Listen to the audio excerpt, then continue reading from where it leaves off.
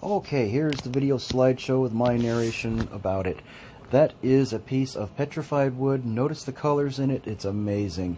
So these are pictures from my trip to Winslow, Arizona, Petrified Forest in the Meteor Crater.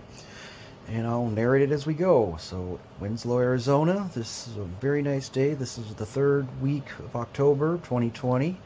First time I had a trip out. This is down near the rail yard. Lots of old trains and just basically trains and cabooses on display in part of the town, and I decided to take some pictures of the insides of them. You can't get inside of them, but you can hold your camera up to look past the gated guard welded parts, and they're still pretty authentic. They don't exactly look like they're going to be spruced up or restored, but they're just kind of neat to see. They're kind of stuck in time. Nothing ever fancy.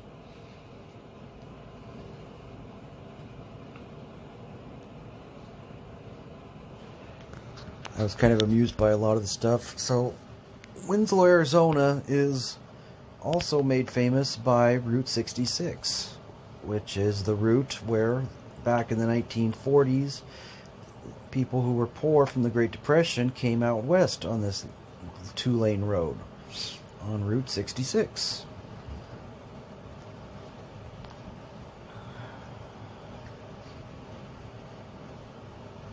And it's also a lot of heritage for trains. This is a fancy, nice-looking mural in the downtown area, and I decided to take a picture of it.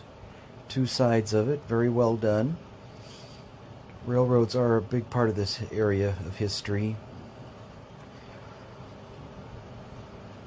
There's a full shot of the mural.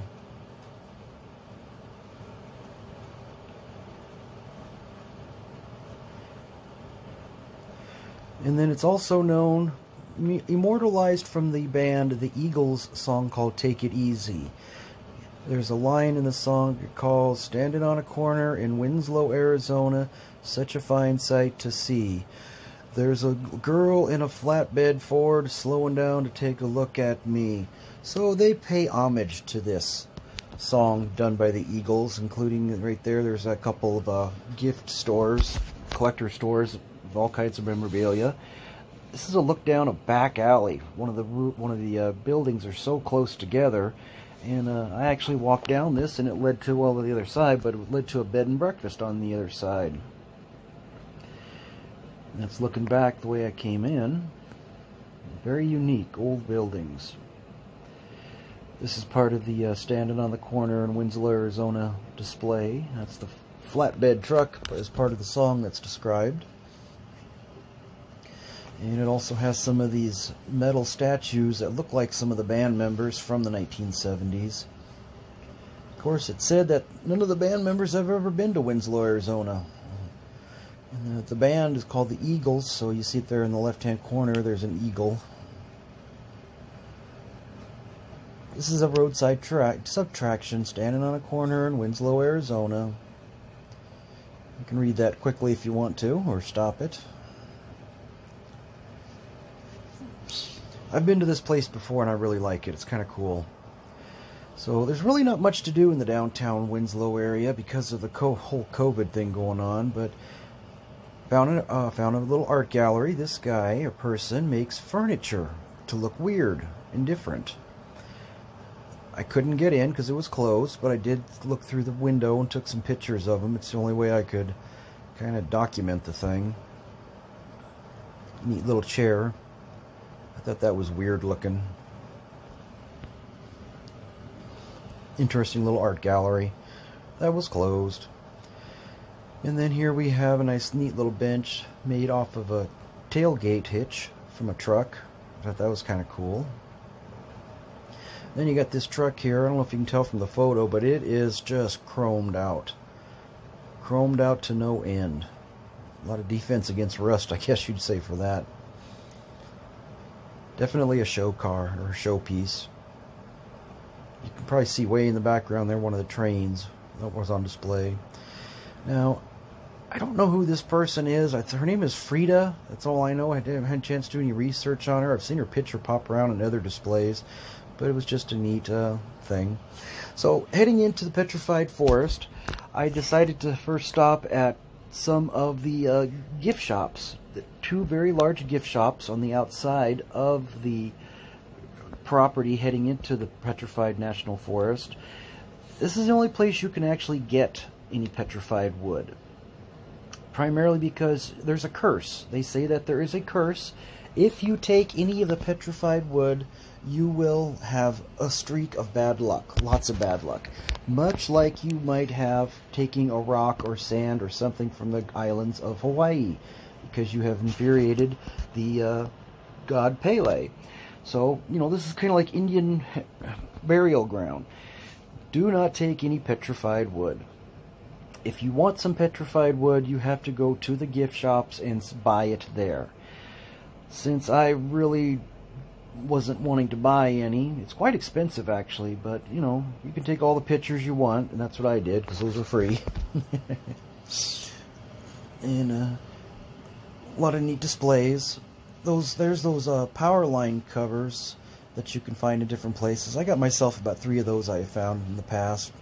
But this is all outside, different things you can buy. Big stump of white colored petrified wood. And the reason why it comes in different colors, because it depends whatever rock mineral that the rock has sucked up. So you get blues, yellows, greens, yellows. That rock right there on that shelf, that's called desert rose. I've never actually found any desert rose, but it's kind of a dirty crystalline that grows. It's like a quartz that grows, and then as it picks up dirt on the surface, and then it comes into looking like a flower, and it can actually grow to be quite large, as you can tell by these photos.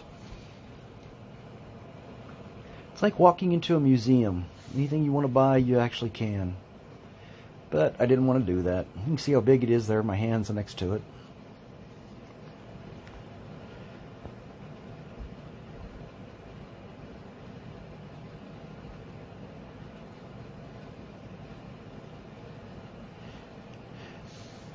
And then outside they had a lot of displayed rocks built into the concrete foundation of the entrance of these 2 gift shops. One on one side of the road, one on the other side of the road. I mean, you could take pictures of colored rocks all day, but I did my limitation. Just enough to get by. And they had some dinosaur looking displays for entertainment. Pictures you do see, they all caught my attention. This one was kind of cool because it had this crystalline quartz, clear white quartz in the middle of it. I thought that was kind of neat.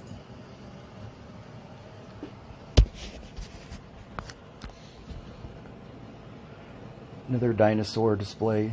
Thing's about like maybe 12 feet tall. It's pretty big.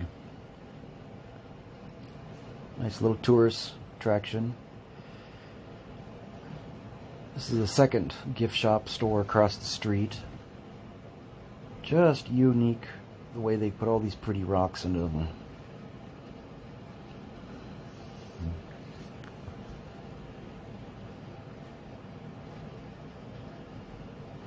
And then I like this. Shows what it would look like if you tried to steal or take a big piece of petrified log. It's going to basically flatten your car tires.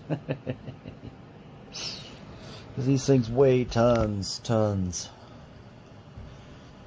You're not going to get very far either if you try to take that, which is pretty cool.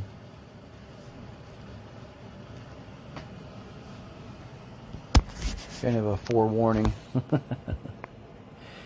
This is inside the visitor center, now finally onto the property of the Petrified Forest.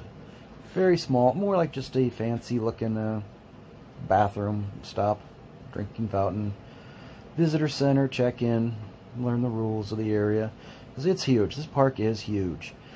Behind the visitor center there is an area that you first go hike, get your photo ops. If you don't want to do a lot of adventure in the park, I spent the whole day there, and I only got through about 2/3 of the park, so I can go back sometime in the future and see all this stuff again. Probably start at the other end of the park, though.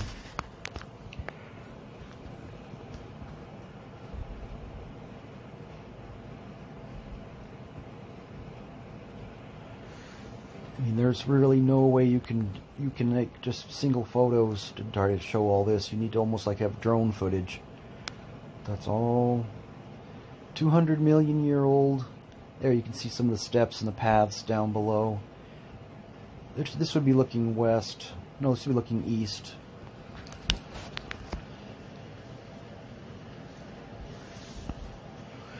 And you do not take, as I was saying, if you take a piece of the petrified wood from the forest, you are going to have bad luck. And I just read about it on the internet about a week, just by chance. So I knew not to take a piece, but as I was filling up my water bottle after visiting some other spots, I came back there, and there was a man and a woman out behind the visitor center, and he had a box about the size of a loaf of bread. Probably to hide the fact that he did take a piece of rock. And then he says to his wife as they're walking out to this big field area, he goes, "Well, where should I put it? I don't know." And she says, "I don't care. It's your problem. It's your bad luck, and you do it. Figure it out." And so off they walked into the distance, and obviously, alright, that picture right there is a cool one. I'll share that one again later. It's petrified wood with lichen and moss growing on it. The lichen and the moss normally grows on trees, but for some reason it's growing on a rock like that. I've never seen anything like that. It was the only location in the park where I encountered that. So I'm not going through to name every stop and location, because there's like 15 of them, and I would have to have a piece of paper here with all the names written on them, but I'm not going to do that. So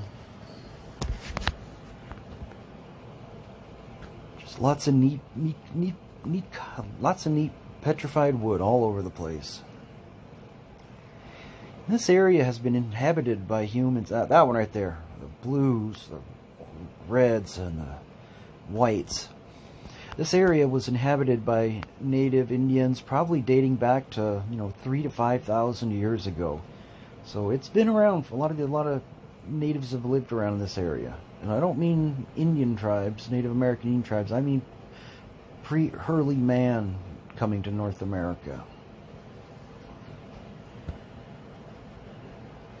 And yes, I know I took the camp pictures with the up and down, not left to right, sideways, but that's the only way I could do it, because that's all I felt like doing. This is an old not adobe, but an old dwelling that they found the foundation to, like 900 to 3,000 years ago. And in the 1930s, the work troops, or whatever you call them, from the Depression, basically rebuilt this. And what's funny is they put the window on the wrong side, it says on that reader board. But they reconstructed what this looked like with mortar and all just the building material that they had handy, which is actually kind of cool. This is what the early humans were living in back in those days. I imagine it would be cold in the winter and warm in the summer.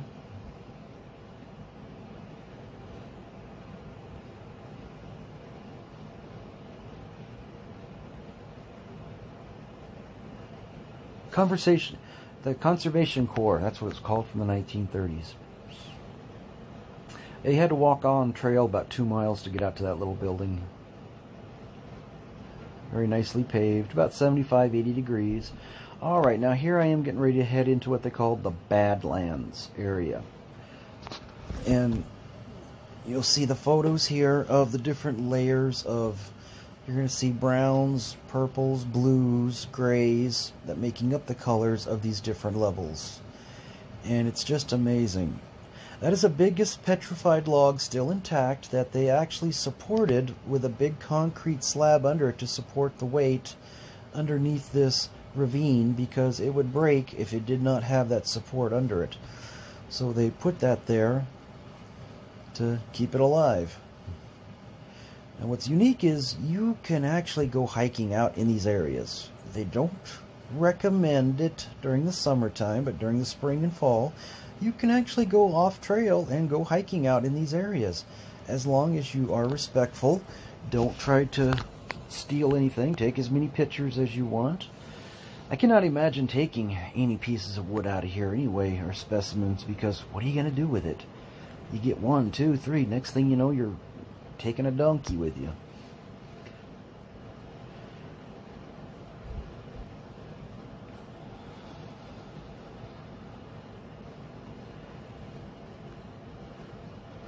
Leading into the area of the Badlands, the driving on the road, primarily just stop and take pictures of the scenery in the distance. And eventually there is one spot where you get to go hike down amongst the Badland mounds. Down into that area.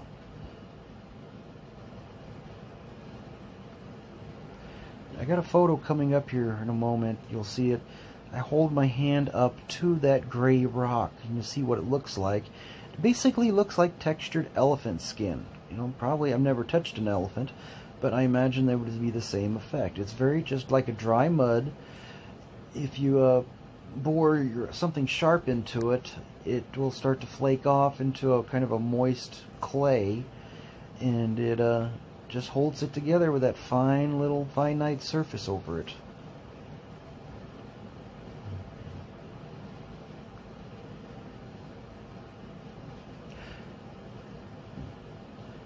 Panoramic view that I took.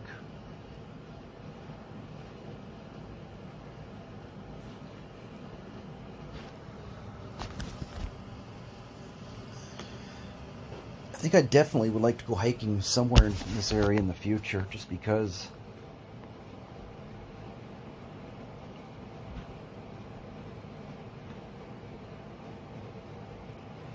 it would be rather unique.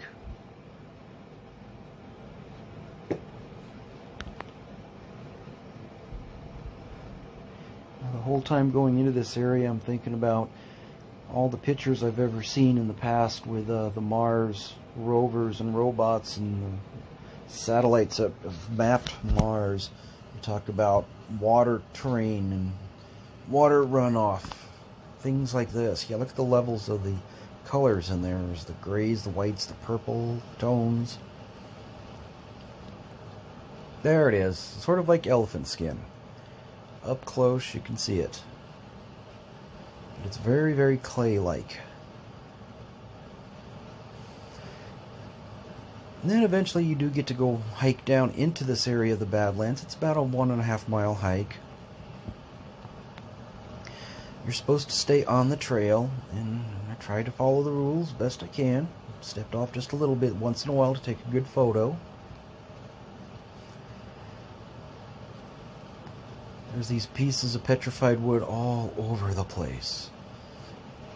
I mean, they almost look like they've been placed there by humans, but they aren't.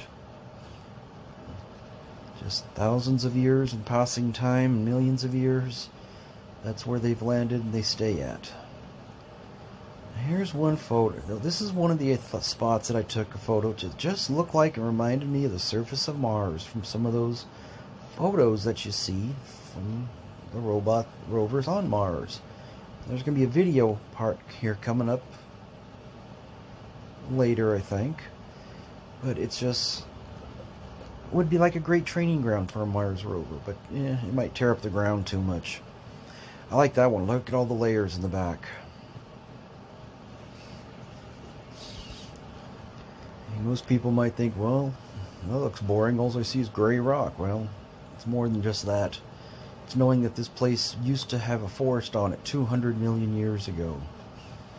And then volcanic eruption and activity buried it and turned it to what we got it today.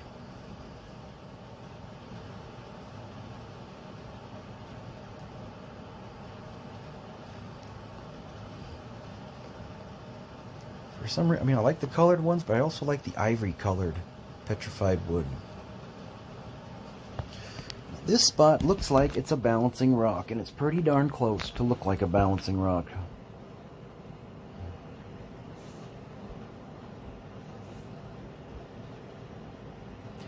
Now there, you can see the trail back behind it going down. You can see how big the area is. So I think this was when I was done hiking.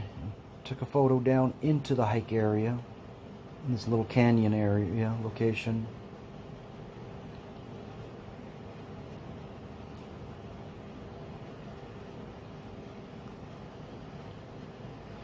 Alright, coming up here, right here, this was a feature on the History Channel show called Earth Uncovered.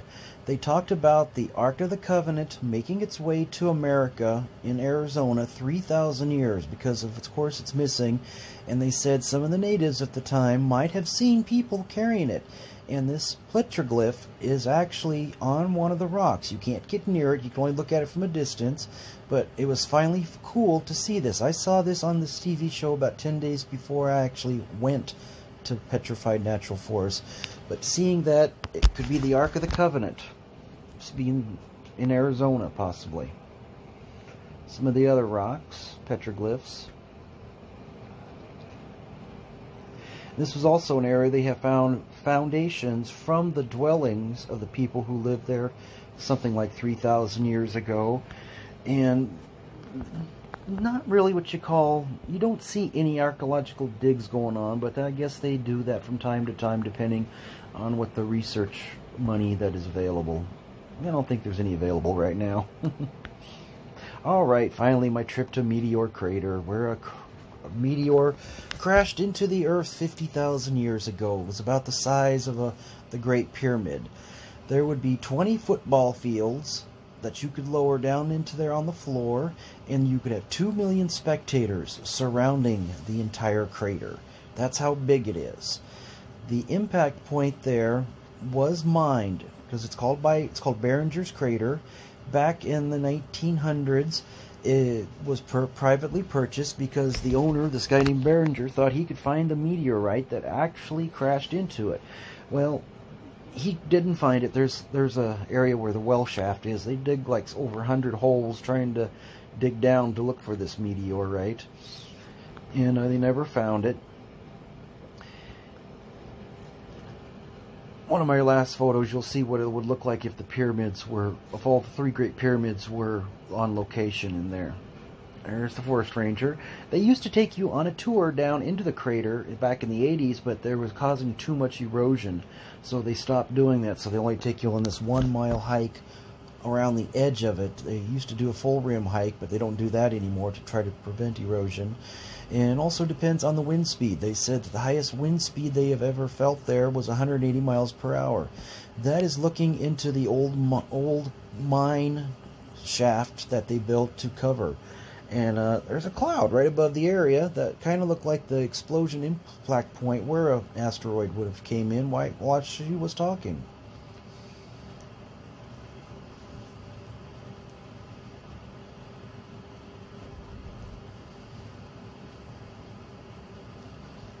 And it's just all around very cool, this coolness to see.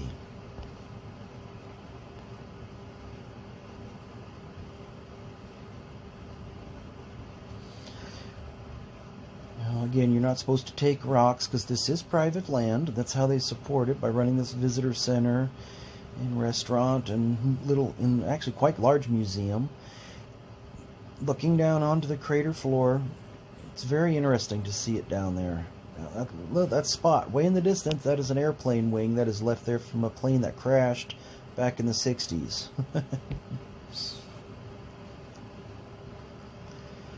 I could just stare at this place all day today, all of the day.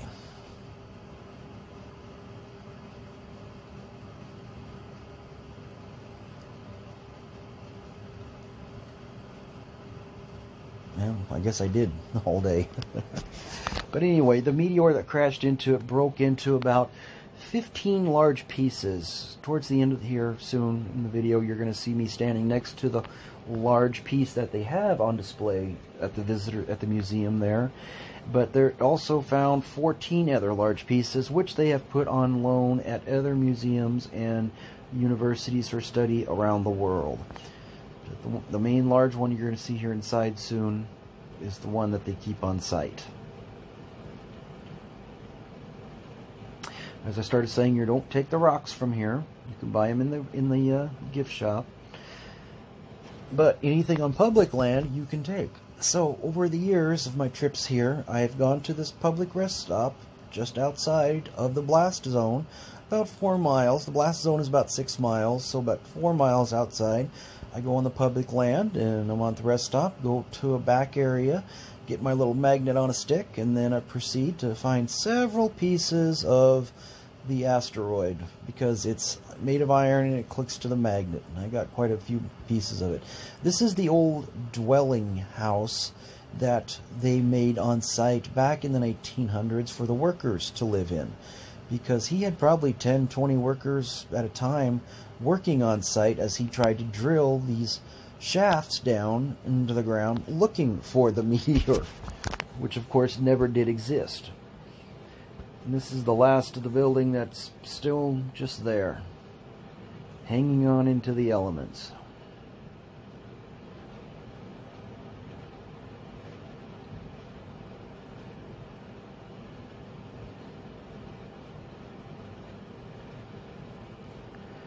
I'm heading over to the other side, outside of the area of the museum. Here's a unique aerial photo getting inside the museum. They did have 3 videos that you could watch inside in different displays that talk about it with animation and history of it. I'm going to feature those in another video so you can see it and learn a little bit more. That'll be after this one.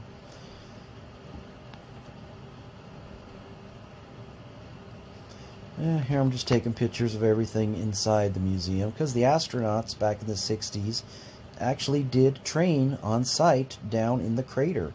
They even actually had a moon car tested down inside there. I'd like to get my hands on that guidebook. That would be a neat thing to have.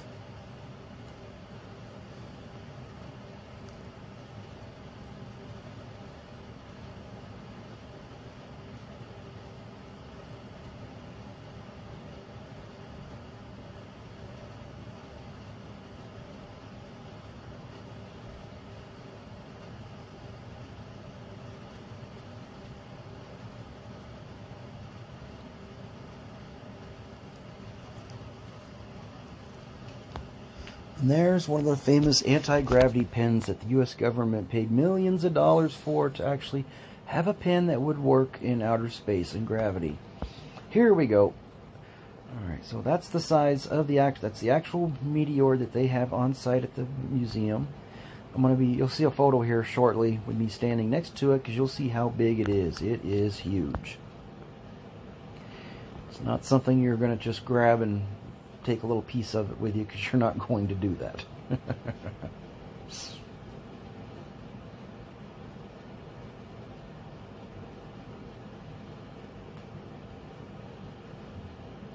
They did have the photo from the meteor that crashed into Oregon.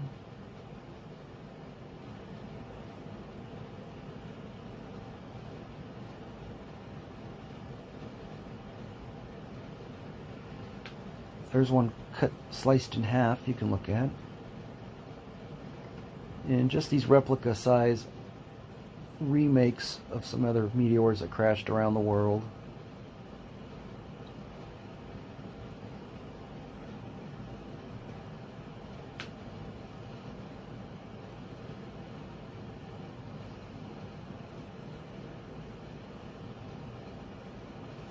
Having looked at all these rocks and then the pieces that they sell inside, which are very overpriced inside the gift shop, I was able to understand what to look for in color and burn marks on some of the rocks.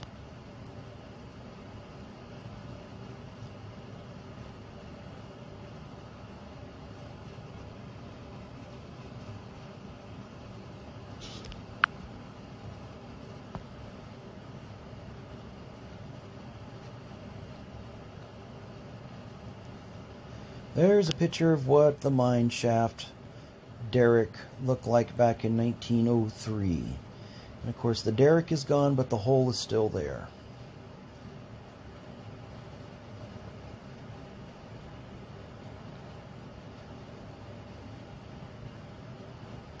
There's a look of what that house looked like that the workers stayed in.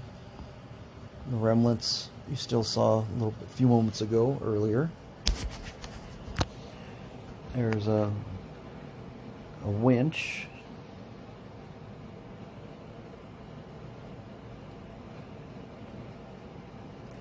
And there's the 1903 another house or structure they built.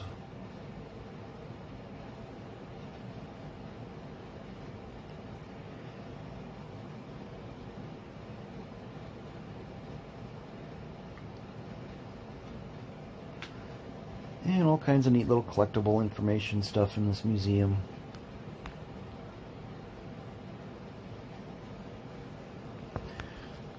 This is a little dedication to Dr. Eugene Shoemaker, who discovered and pointed out how this impact point was made by an asteroid and wasn't volcanically made, and some of his ashes was sent to the moon. Aerial view looking down on the visitor center shows you how big that place is. Parking lots and the cars. Alright, here's the photo, me next to the big rock. You know, I think that's something I could take that and put it on display in my apartment if I could. I'd like to do that. Now, if you're a Frank Lloyd Wright fan of the architecture, way back in the day before this visitor center were built, I guess friends of friends asked Frank Lloyd Wright if he would draw up some architectural plans for an on-site visitor center and museum. And he did that. And apparently, now if you know, many of his buildings and designs are used by a lot of concrete. And due to the study of the ground table, the foundation would not be strong enough for his building due to the weight of the concrete, so it would slowly begin to start sinking over time. So due to that, Frank Lloyd Wright's design for a visitor center and museum was never used. But these pictures on the walls, I did take all the pictures of, because I kind of am a Frank Lloyd, not a fan, but I'm aware of his work and stuff. And so just grabbed the photos the best I could because of the glare and the sun shining in, but it's kind of unique. I liked these.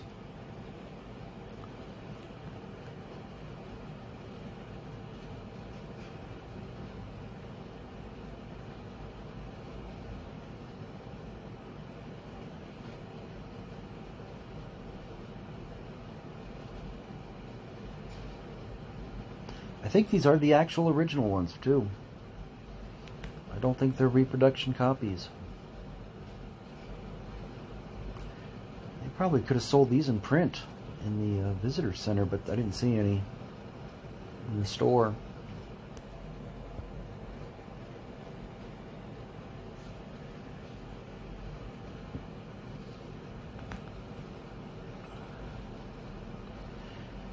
Another piece of the meteorite on site.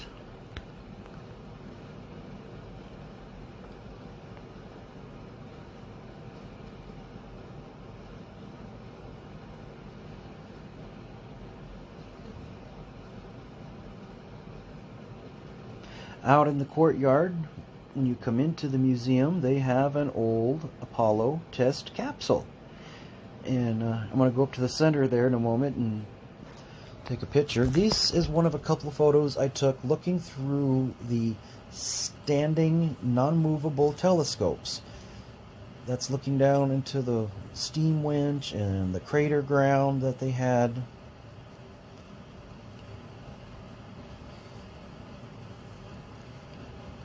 This is as I get to the other side, because there's two viewing areas, platform on the left and then hiking path on the right. And this is me out on the right left side on these catwalks and into these standing telescopes where I put my camera up to and got these pictures, some of them.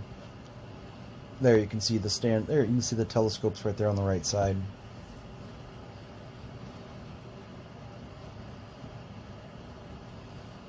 There you go. That's looking at the shaft, that white area is where that photo a little while ago, that's where that big derrick stood that you saw.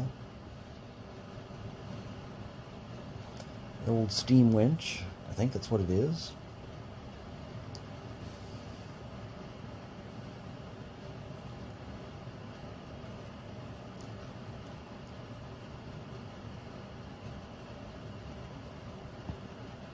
There's the shaft.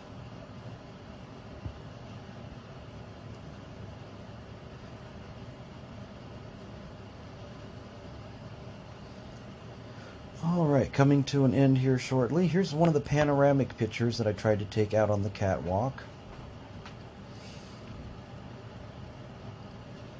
In the bridges. Way up high. Just a few panoramics, not many. And then this is the spaceman that they have out in the courtyard. And as we come, almost about a minute left to go here.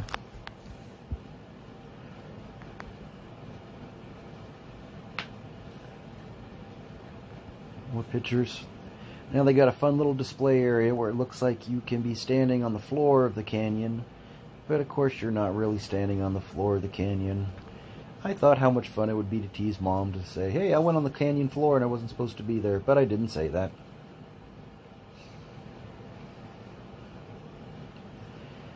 And looking down into it again.